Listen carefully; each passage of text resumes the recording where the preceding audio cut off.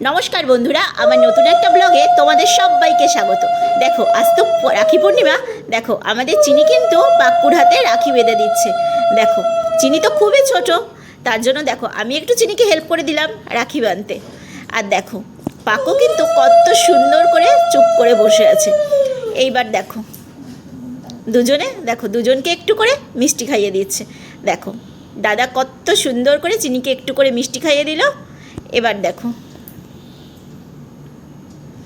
মনু কিন্তু মিষ্টিটা খেয়েও নিল খুব সুন্দর করে।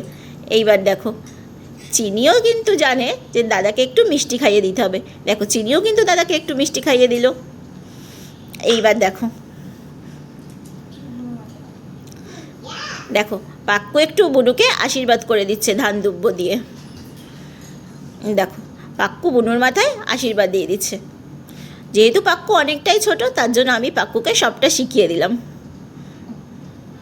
এবার দেখো, পাক্কু বুনুকে একটু জল খাইয়ে দিচ্ছে। এবার দেখো, বুনুও দাদাকে একটু জল খাইয়ে দিল। দেখো, এবার দুজনকে একটু চকলেট গিফট করলো। পাক্কুও বুনুকে দিল, বুনুও দাদাকে একটু চকলেট গিফট করলো। দেখো তোমাদের কেমন লাগলো।